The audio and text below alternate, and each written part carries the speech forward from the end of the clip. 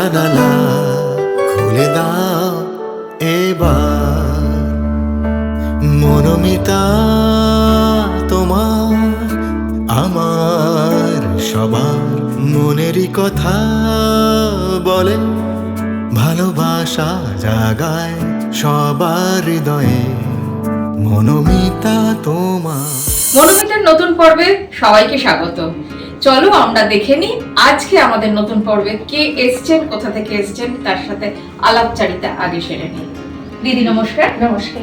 আপনার নামটা বলুন। আমি মুনমুন কবিরা। আমি কল্যাণী নদিয়া থেকে এসেছি। মনোমিতা দেখছেন? হ্যাঁ। কেমন লাগছে? নিয়মিত দর্শক। আমার খুব ভালো লাগে, সকলের সমস্যাগুলো বলে, তখন আমারও মনে হলো যে আমিও গিয়ে কিছু বলি, শেয়ার করি। খুব ভালো করেছেন।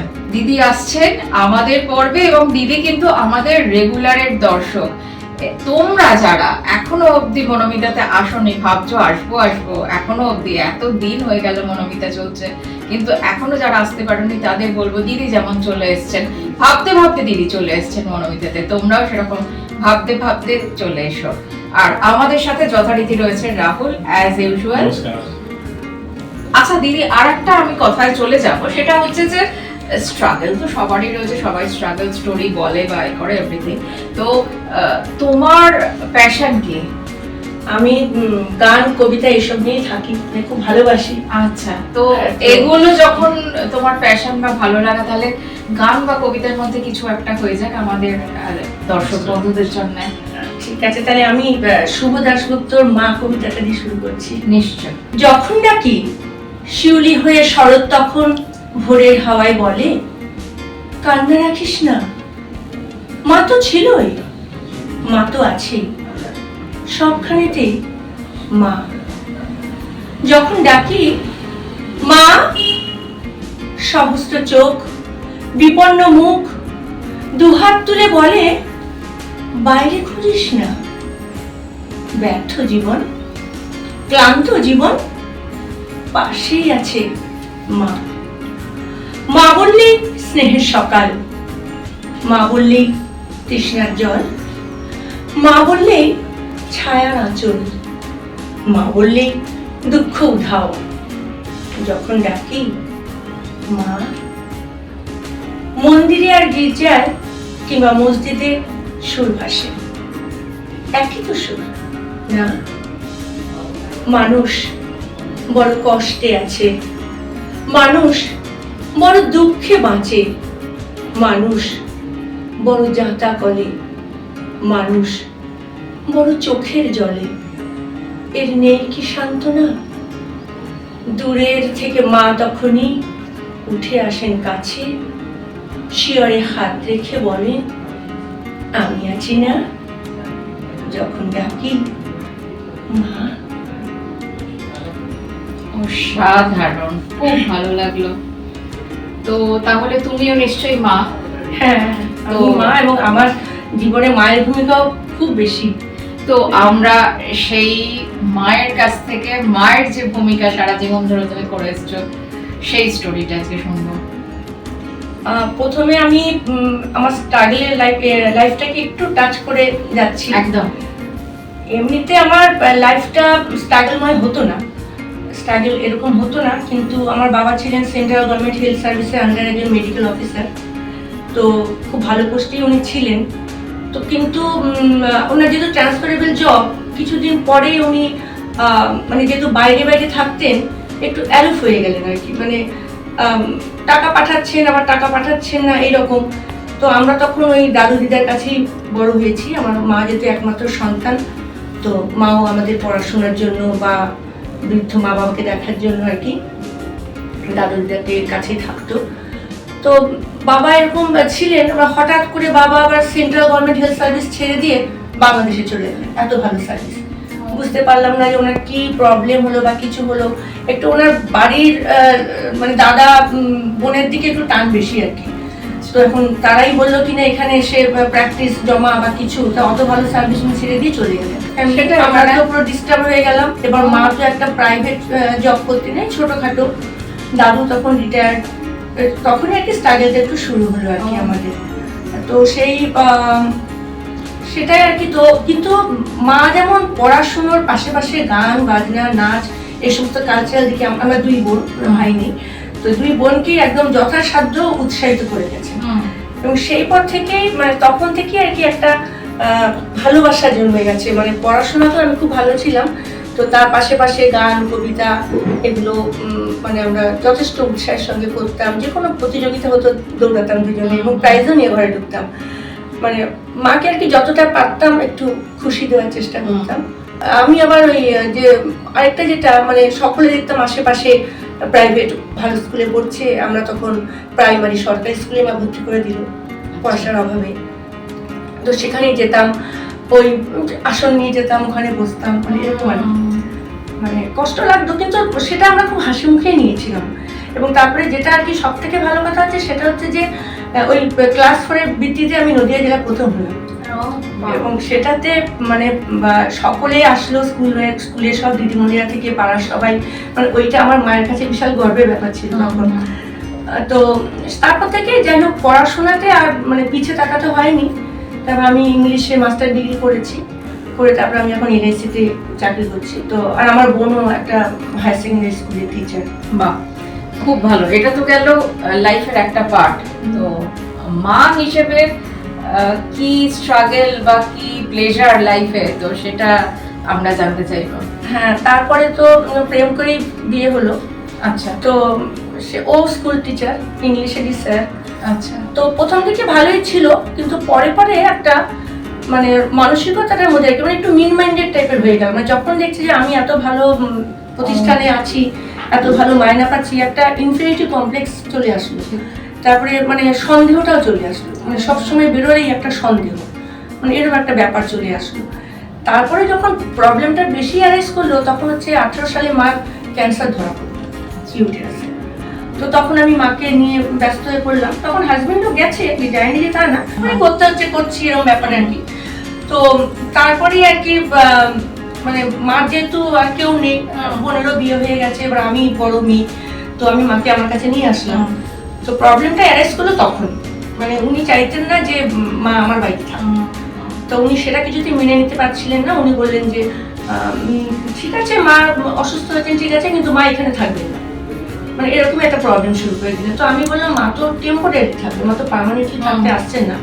কিন্তু উনি সেটাতে নিয়ে আর কি মানে মেনে নিতে পারলেন না।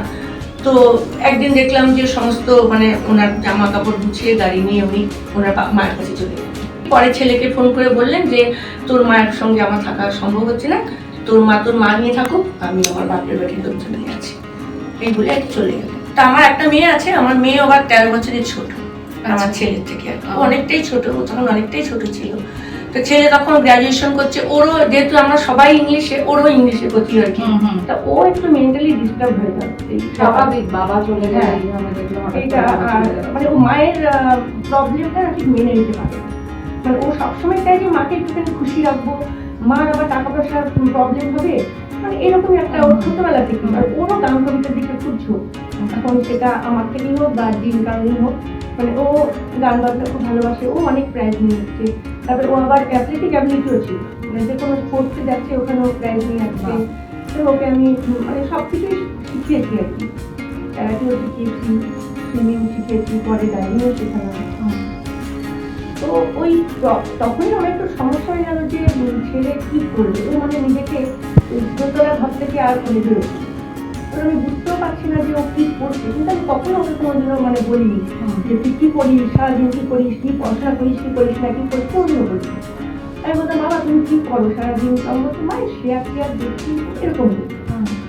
ও কিন্তু ভিতরে একটা চ্যালেঞ্জ দিয়েছে, সেটা কিন্তু একবারের জন্য বলেনি। তো আমি তারপরে হঠাৎ ওই প্রায় 1-1.5 বছর বাদেও গ্র্যাজুয়েশনটা কমপ্লিট হয়ে যাওয়ার পরে বললো আমি বাবার মতো টিচার হব না, আমি মাস্টার ডিগ্রিও করবো না ইংলিশে।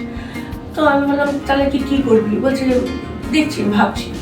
তো হঠাৎ একদিন দিকে এসে বলছে যে মা একটা কথা ছিল, তখন কিন্তু জার্মান থেকে ওর কোটেশন এসে গেছে অলরেডি, ও কিন্তু কিচ্ছু জানেনি। বললো আমি যদি জার্মানে মাস্টার ডিগ্রি করতে যাই তুমি আমাকে পাঠাবে? তো আমি বললাম জার্মান মাস্টার ডিগ্রি, সে তো বিশাল খরচা বাবু, আমি কি পারবো? তখন বলছে যে না মা খুব বেশি খরচা নেই, কারণ আমি গভর্নমেন্ট কলেজে যদি যাই এরকম। আমি খোঁজ নিয়েছি গভর্নমেন্ট কলেজে কোনো সেরকম পড়াশোনার খরচা নেই, খালি খাওয়া থাকার জন্য লাগবে। তাই বল ঠিক আছে তুই খোঁজ নে। তো বলে আমি নিয়ে নিয়েছি, আমার কোটেশনে এসে গেছে। আমি সমস্যা কি বলছে, আপনি কখন বললি? বলে আমি সমস্ত প্রফেসরদের সঙ্গে ইন্টারভিউ দিয়ে আমি TSW গভর্নমেন্ট কলেজে চান্স পেয়েছি। তো আমি তো ভীষণই খুশি হলাম। তো আমি বললাম যে তাহলে মানে টাকা পয়সা কিরকম? তবে তোমার বেশি লাগবে না, তুমি এডুকেশন লোন নিতে পারবে না? আমি হ্যাঁ আমাদের এলআইসিতে তো আছে এডুকেশন লোন। তো সেখানে খোঁজ নিলাম, দেখলাম যে 8.5 লাখ লাগবে, মানে ওদের ব্লক অ্যাকাউন্টে ওরা যেটা লিখে দেবে সেটুকুই পাঠাতে হবে। তো আমি দেখলাম যে আমি তো বেশিই পাচ্ছি, তো আমি বললাম হ্যাঁ পারবো। তো তারপরে আমি চেষ্টা চরিত্র করে লোন পেয়ে গেলাম। তো ও এদিকে দেখলাম নিজে চেষ্টায় ভিসা টিসা করে টোরে সমস্ত একদম একটা ব্যবস্থা করে নিল। আর আমরা 18 সালে মালয়েশিয়া গেছিলাম, ওই জন্য আমাদের সকলেরই পাসপোর্ট করা ছিল, সুতরাং সেখানে অসুবিধা হয়নি। তো ভিসাটা করে নিল। তারপরে ও 22 আর কি অক্টোবরে ও চলে গেল। তো তখন ওর বাবাও ওখানে সিলেক্ট করতে এসেছিল, আমাদের সঙ্গে এসেছিল, কিন্তু ওর বাবা মানে একদম যে যোগাযোগ রাখেনি তা নয়, ও আসে, এসে ওই মেয়েকে মানে মেয়ের একটু টান বেশি, ওই মেয়েকে নিয়ে হয়তো পড়াতে নিয়ে গেল, ওকে একটুখানি স্কুলের ফিস টিস এসব দিল, কিন্তু সেই যে ওনার কন্ট্রিবিউশন সেটা পুরোপুরি আমারই এখন, সেটা ওনার নেই। মানে উনি আর ফিরেও আসতে চান না, ফিরেও আসতে চান না, এবং ওখানেও থাকতে চান, যে মানে মা যেহেতু আমার কাছে আছে উনি এখানে থাকবেন, মানে ওনার এটাই একটা সমস্যা। তো যেখানে মা আমাদের জন্য এত কিছু করেছেন, তারপরে উনি একটা অসুস্থ মানুষ, সেখানে তো ওনাকে ছেড়ে দেওয়ার প্রশ্নই ওঠে না, সেটাই। সুতরাং তারপরে আমরা তুমি যেখানে ভালো থাকো থাকো, আমি তাই আছি এরকম। তো এবার যেহেতু আমি ফিউচার আপনি কি করবেন ভাবছেন আফটার মা? উনি যদি ফেরত আসতে না, উনি মানে আমি এখন অবধি মানসিক ভাবে খুবই মানে শক্ত হয়ে গেছি, আমি যেরকম ভাবে আছি সেরকমই থাকবো। আর আমার ছেলে মেয়েরও সেরকম এখন এতটা টান অনুভব করে না বাবার প্রতি। হ্যাঁ, যে বাবা দিদিমার এত অসুস্থতার মধ্যেও এরকম একটা সিচুয়েশনে নিজের ওয়াইফকে ছেড়ে চলে যায়, যে আমার শাশুড়ি এত অসুস্থ, আমার ওয়াইফ একা কি করে এত কিছু করবে, দুটো ছেলে মেয়েকে মানুষ করে, একবারও চিন্তা করে না। মানে ওনার মনুষ্যত্ব বোধটা কতটা আছে সে ব্যাপারে একটা যথেষ্ট বড় কোয়েশ্চেন মার্ক আছে। সেটাই। আরেকটা ব্যাপার হচ্ছে কি, মানে ওনার না মানে যখন মাথা গরম হয়ে যেত কথা বলতে গায়ে হাত, ও বাবা, এবং সেটা আমার মেয়ে ছোটবেলা দেখে নিয়েছে। তারপর থেকে ওর একটা বিশাল মানে একটা মানে বাবার প্রতি আক্রোশ হয়ে গেছে, যে মানে ওই তখনই ওটাই প্রচেষ্ট করেছিল ওটুকু বয়সে, তুমি যদি মায়ের গায়ে হাত তোলো, একদম এরকম বলছে যে মায়ের গায়ে তুমি যদি হাত তোলো বাবা তোমার কিন্তু খুব খারাপ হবে। সেই শুনে ওর বাবা বেরিয়ে চলে গেল। ঠিক আছে, বাঁচা গেছে। হ্যাঁ, মানে সেটাই। সেই জন্য আমি তারপরে আমি যেরকম প্রতিষ্ঠানে আছি এখন, তো আমি বাড়িও করেছি, গাড়ি কিনেছি, তারপরে আমি গত বছর দুবাই গেছি, ব্যাংকক গেছি। খুব ভালো, নিজের লাইফ নিজের মতো এনজয় করো। এবছর ডিসেম্বরে ভিয়েতনাম যাব। বাহ, খুব ভালো। সে এবার যেটা আর কি আমার বলার মানে আমার ছেলের জন্য যে গর্ব অনুভব, সেটা কিছুটা একটু টাচ করতে চাই। সেটা হচ্ছে যে আমার ছেলে খালি ওখানে গিয়ে ক্ষান্ত থাকে, ও ওখানে গিয়ে ওর মানে মনের মধ্যে নেতাজি একটা বিশাল জায়গায় ছিল, সেটা মানে ও কোনোদিনও কিন্তু প্রকাশ করেনি। ওইখানে গিয়ে ও ইউনিভার্সিটিতে মেল সার্চ করে অনিতা পাফের মেল অ্যাড্রেস বার করেছে, এবং এটা মানে বিশালই কঠিন ব্যাপার। ও ওরকম জায়গায় গিয়ে উনি 82 বছর বয়সে উনি প্রফেসর ছিলেন, কোন একটা ইউনিভার্সিটি কলেজে ছিলেন, সেটা ও মানে মেল ঘেটে জেনেছে। তো ও ওনাকে মেল করে বলেছে যে ম্যাডাম আমি একটা ইন্ডিয়া থেকে এসেছি, আমি আপনার সঙ্গে দেখা করতে চাই, তো আপনি যদি আমাদের সঙ্গে দেখা করেন তাহলে আমি ভাবলাম নেতাজিকে দেখছি, মানে এরকম করেও একটা মেল পাঠিয়েছে। এবং আশ্চর্যজনক ভাবে ওরাও এত পোলাইট, এত সেলিব্রিটি, এত বড় মাপের, ওরা বললো যে মানে রাজি হয়ে গেল, বলে তুমি আসো। মানে ও তখন আমাকে বললো যে মা আমি একটা বিশাল আজকে খুব খুশি। আমি বলছি কেন? বলছে আমি নেতাজির মেয়ের সঙ্গে করেছি, যোগাযোগ করেছি, এবং উনি আমাকে আসতে বলেছেন। তো বলছে আর এত উনি মানে ছোট ছোট গল্প বলছেন মা, মানে আমি যে চিনি না জানি না একটা ইন্ডিয়া থেকে গেছে সেরকম কিছু না, মানে জাস্ট ইংলিশে ওদের কথোপকথন হচ্ছে এবং উনিও ইংলিশেই বলছেন।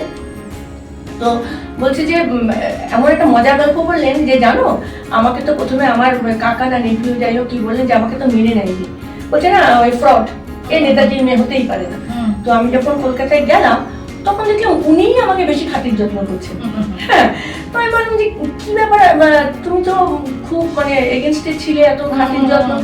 তখন বলছে যে কি করে খাতির যত্ন করবো না, তোমার মুখ আর আমার ভাইয়ের মুখ দেখো পুরো সেম, মানে ওর পাশে মানে আমার ছেলের ছবি এখানে আছে, তো একদম ওই পাশে নেতাজির ছবি, তার সঙ্গে পুরো অনিতা বাপের মুখ একদম মানে মানে একদম ওর বাবাকে বাবার মতো দেখতে।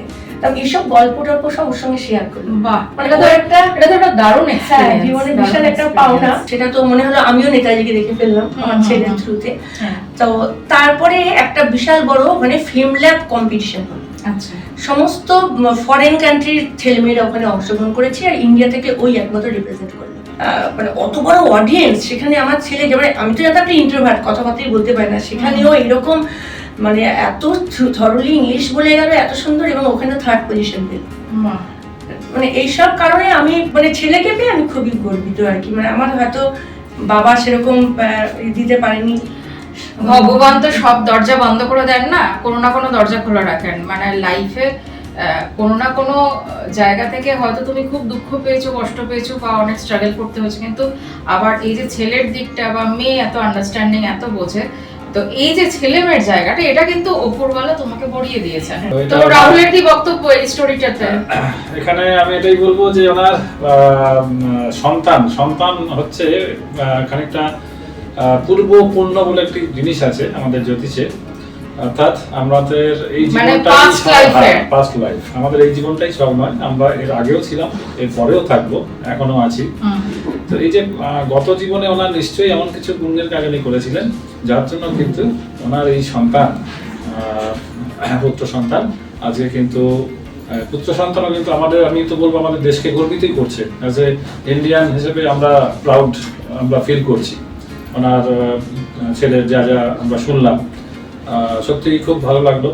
আর এটা ওনার নিজের জ্যোতিষ মতে আমি এটাই বলবো যে ওনার নিশ্চয়ই বৃহস্পতি খুব ভালো আছে, বৃহস্পতি থেকে সন্তান বিচার করা হয়, পূর্ণ পূর্ব এই যে ব্যাপারটা, সেটাও বৃহস্পতির মানে গুরু, বৃহস্পতিকে বলা হয় দেবগুরু, উনি আমাদের সবার গুরু। এবার গুরুর সেবা উনি করছেন, সেটা হচ্ছে উনি যে ওনার মাকে করছেন সেবা, এটাই কিন্তু মানে গুরুর সেবা হিসেবেই ভগবানের কাছে সেটা চলে যাচ্ছে আর কি, এবং তার ফলটা ওনার সন্তানের দিক থেকে উনি পাচ্ছেন। তো অর্থাৎ গ্রহ নক্ষত্রের প্রভাব অবশ্যই ওনার জীবনে কি সুন্দর প্রভাব বিস্তার করেছে, সেটা একটা খুব দেখার মতো বিষয়। হ্যাঁ, এবার ওনার শনি হয়তো নিশ্চয়ই ডিস্টার্ব আছে, চন্দ্র কিছুটা ডিস্টার্ব থাকতে পারে, তার জন্য ওনার নিজের বাবার সঙ্গে, বা খানিকটা আমি বলবো রবি হয়তো প্রথম থেকে কিছুটা ডিস্টার্ব ছিল, বিশেষ করে বাবার স্নেহ থেকে উনি বঞ্চিত হয়েছেন, এবং পরবর্তীকালে হাজবেন্ডের থেকেও খানিকটা সমস্যা। তো ওই সংক্রান্ত যে প্ল্যানেটগুলো, অর্থাৎ রবি, শুক্র, চন্দ্র, এই চন্দ্র বলবো না, রবি, শুক্র, মঙ্গল, এইগুলো ওনার ছকে হয়তো ডিস্টার্ব আছে আর কি। তো কিন্তু বৃহস্পতি সহায় থাকার জন্য উনি কিন্তু আলটিমেটলি মানে বিজয়িনী হিসেবেই, মানে আমাদের সবার কাছে উনি আজকে এসেছেন বিজয়িনী হিসেবে। আমি রাহুলের সাথে একমত, মানে উনি বিজয়িনী হিসেবেই কিন্তু আজকে আমাদের মধ্যে মনোমিতাতে এসেছেন। ওনার স্ট্রাগল স্টোরি, ওনার মানে শুধু স্ট্রাগল বলবো না, ওনার এই প্লেজার যে ফিল্ডটা, যে ছেলেকে নিয়ে এত স্ট্রাগলের পরে অন্ধকারের পরে যে মুক্তি, হ্যাঁ অন্ধকারের পরে যে আলো, এই যে স্টোরিটা উনি আমাদের সাথে শেয়ার করতে এসেছেন। তো ভীষণ ভালো লাগলো, একটা সুন্দর এপিসোড করলাম আজকে। সত্যি বলছি, মানে এই ছেলের অ্যাচিভমেন্টে এতটা যে ভালো করেছে, তোমার এই দুঃখ কষ্টের পরে এতটা ভালো লাগা, তো এটাও মন থেকে আমাদের ভীষণ ভালো লাগলো। এবং আমাদের সবার তরফ থেকে, মনোমিতা টিমের তরফ থেকে তোমার ছেলে এবং মেয়ে দুজনের জন্য প্রচুর আশীর্বাদ রইল। ওরা জীবনে অনেক উন্নতি করুক, অনেক আগে যাক, অনেক ভালো করুক, এবং তুমি আরো বেশি প্রাউড মাদার ফিল করতে পারো। তো এটাই আমাদের কামনা রইল মনোমিতার তরফ থেকে তোমার জন্য। সাস্তার ডেয়ারির তরফ থেকে এই রিফ্রেশমেন্ট আজকের আমাদের মিতার জন্য। ধন্যবাদ। মা হোমিও ফার্মেসির তরফ থেকে এই সুন্দর মেমেন্টো তোমার জন্য রয়েছে। মা হোমিও ফার্মেসি একটি অথেন্টিক হোমিওপ্যাথি মেডিসিন স্টোর, যেটা রয়েছে উত্তর কলকাতা শ্যামপুকুর থানার ঠিক বিপরীতে। তাই আপনি যদি অথেন্টিক হোমিওপ্যাথি মেডিসিন কিনতে চান, তাহলে দেখুন অন স্ক্রিন ফোন নাম্বার, তাতে যোগাযোগ করুন। অসংখ্য ধন্যবাদ। এই সুন্দর মা সরস্বতী রাহুল দিচ্ছে আমাদের আজকের মিতাকে। অসংখ্য অসংখ্য ধন্যবাদ। যেতে যেতে সব মিতাদের বলবো, তোমরা যারা আসতে ইন্টারেস্টেড তারা দেখো অন স্ক্রিন ফোন নাম্বার যাচ্ছে, ফোন করো আর চলে এসো মনোমিতাতে। দেখা হবে পরবর্তী এপিসোডে। খুব ভালো থেকো, ততক্ষণের জন্য অনেক শুভেচ্ছা, ভালোবাসা আমাদের মনোমিতার সবার তরফ থেকে। ধন্যবাদ, নমস্কার। নমস্কার।